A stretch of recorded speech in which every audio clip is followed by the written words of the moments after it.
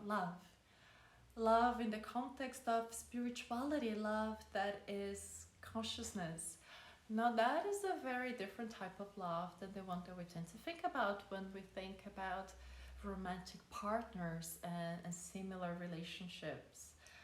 Love is the most powerful energy in this universe, and it is so grand and vast that it can become difficult to grasp it, to fully understand it. So I'll do my best here to articulate some of my visions about love and spiritual love.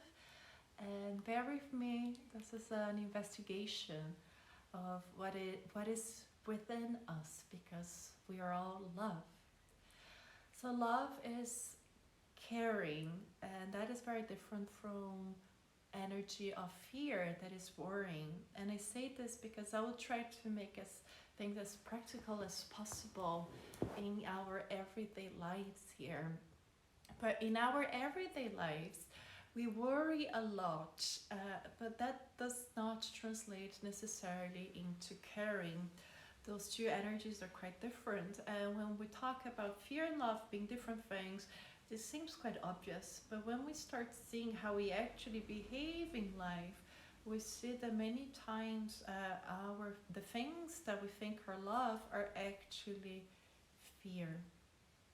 When I think about love, the most concrete metaphor I can come up with is love being an energy of nurturing. Love wants that which it loves to grow, to flourish. So think about a plant. When you are taking care of a plant, like different plants need different things in terms of soil, of amount of sun and water, and we, as loving, caring beings, taking care of that which we love, that plant, we need to understand what is it that is needed. Because just as a plant needs water, if we overwater it, the plant gets to die. There is a fine-tuning, an understanding of what is nurturing.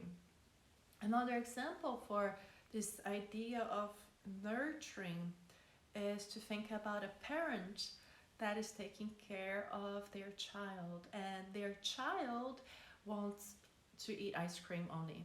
It is like, don't stop, I want ice cream, I want ice cream.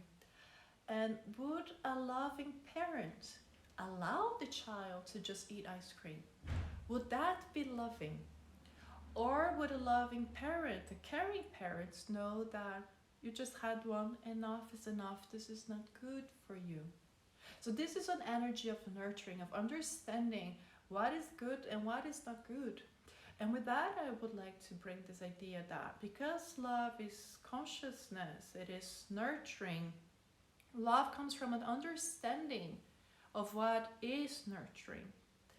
And because it understands what is good and not good for that which it loves to grow, love does not allow everything and say yes to everything.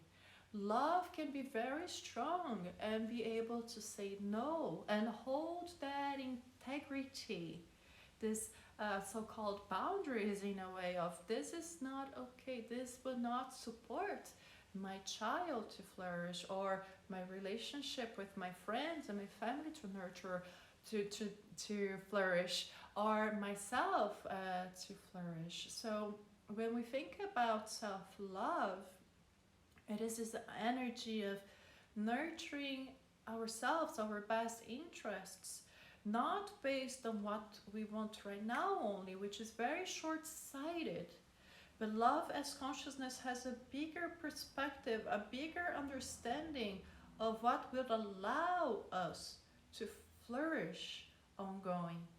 So love and self-love is not about cutting ourselves slack and allowing ourselves to do whatever we want to do at any time, but a deeper love, a deeper understanding of what we want, of what we care about, what matters to us. And from that, guiding us to take aligned actions so that we can flourish. And there is this duality to that. There is this duality that we are perfect as we are, and we need to grow. These are both love, integrated together. Not only one, not only the other. So if we see ourselves as completely perfect, we are already perfect, then we stagnate. Then we don't grow anymore. But the thing is, there's no such thing as stagnation. There's only expansion and contraction. So stagnation actually means we will start to decay, because only to keep ourselves as we are takes energy. There is no such thing that takes no energy in this life beyond contraction.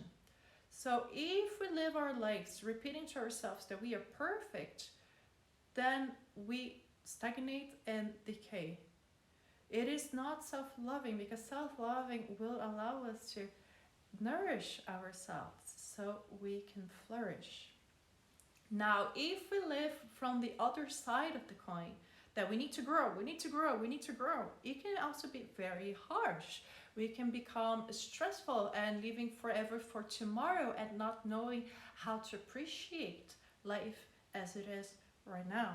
So this combo of I am perfect as I am and I need to grow, and both existing at the same time, is what allows us to create this discernment, this understanding of what do I need now to what I want to my flourishment, for my nourishment, for my growth. So sometimes we need to rest. Sometimes we need to get out of bed and work on our visions and dreams.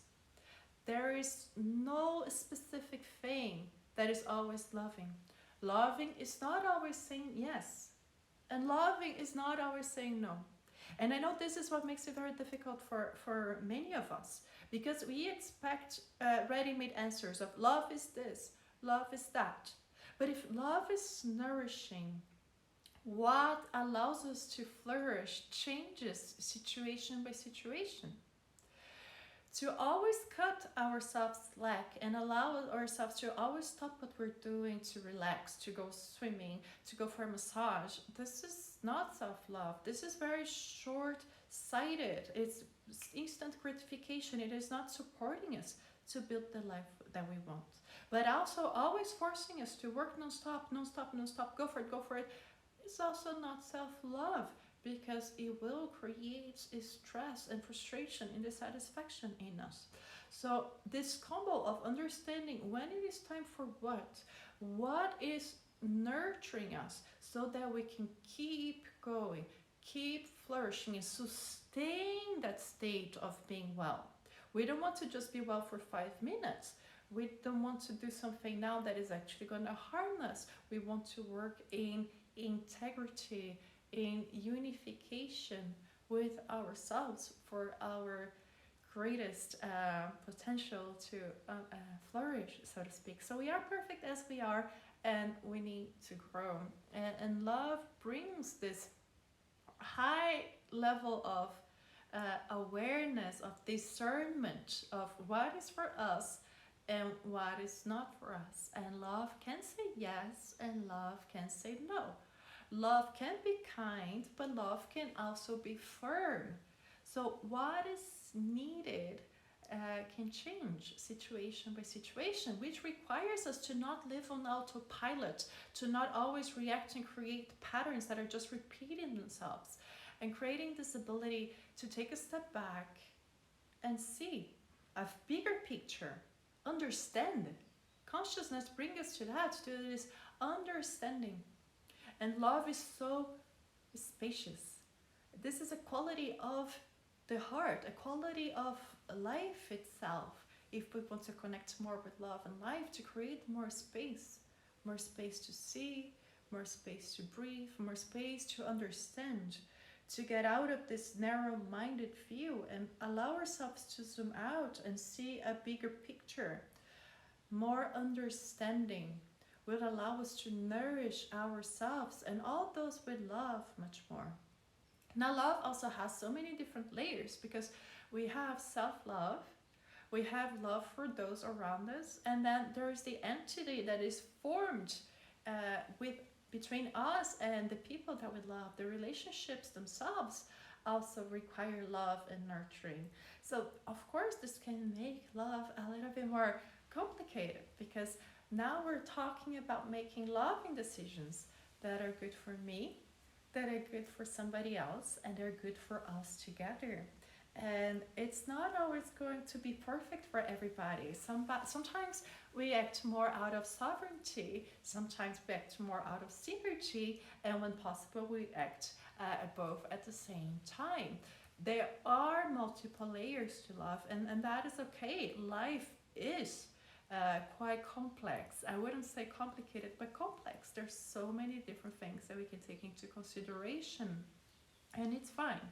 It is something for us to just take a breather, a look with an open eye, with a bigger perspective, what is going on, and allow ourselves to feel in our hearts what love wants. What is that is most nurturing, even if it may cause a little bit of pain at first. Now, love is the most powerful energy in this universe, and sometimes the pains that we feel, well, of course we have our attachments. I'm not saying for us to be completely let go of everything right away. It's things that we feel and we express, and we allow ourselves to digest the consequences of some of our decisions based on love. We do live in a world based on fear. Fear goes to the other side of the spectrum, because love connects us. This greater understanding and this ability to zoom out and see everything from above. When we are in fear, we actually disconnect, and we feel alone, and we only take care of our own perspective. Fear is an energy that disconnects us. And when we are in a society that has so many fear-inducing activities all the time, where we so easily feel alone, it is quite normal that we are afraid and that we make decisions based on fear and not on love. So sometimes we confuse love and fear, which adds to our difficulty at times of understanding what love is. Love is so big and so broad, and it is not always easy to stay in this energy, to come back to our hearts. And it is okay. We keep improving. We keep coming back to it. It doesn't. We're not looking here for to be perfect. We're looking to keep learning to be more loving, one step at a time, and learning from our own behaviors and thoughts and emotions, so that we can come back to our hearts more and more. So love is consciousness that takes us to understand things from a much bigger perspective, consciousness that leads us to caring from a place of love and not from a place of worry.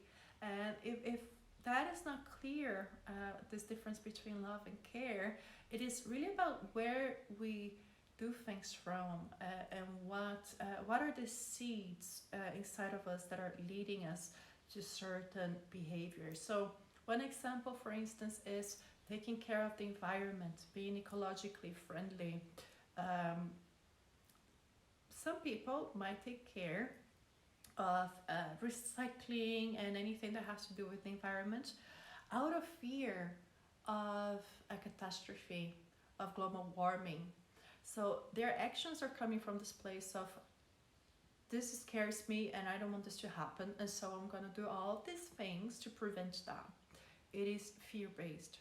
Now other people might do exactly the same actions, the same environmentally responsible actions, but from a place of love, for caring for nature, for feeling connected to it and seeing the beauty and seeing like, of course, I love nature, I love being here, and I take care of what I love. So you see, the actions themselves may be exactly the same thing, but for one person the action can be based on fear, whereas for the another the same action can come from a place of love, of caring. So this is a difference between worrying and caring in practice, fear and love, and how it is so easy for us to confuse both at times. and our ability to come back to our hearts, to do things with care, with this understanding of this different kind of picture and perspective of life, which is the perspective of love. So love is consciousness, love is understanding, love is caring, and we have love for ourselves, love for everybody, love for nature, love for the divine. It is, at the end of the day, it's all the same. It is as a feeling of oneness. The more we experience love, the more everything becomes one and is connected. It is fear that separates us. So love is this energy of union, this ability to see everything, this understanding, caring, that leads us to nurture, an energy of nurturing, so that we can nurture ourselves, nurture life, nurture everything around us. When we care about something, we take care of it. When we love, that is one of the things that comes. So, long video, long discussion. I hope this video has touched upon a few topics to illustrate my own views of love as this amazing, powerful force of the universe that exists within each and every one of us. We are all love. If you would like to learn more about spiritual growth, check out my free guide, What is Spiritual Growth? You will find the link in the video notes. If you would like to learn more about spiritual growth and self-fulfillment, click on the subscribe button below this video to be updated about my upcoming videos. And I thank you for sharing your time and attention with me today. Thank you.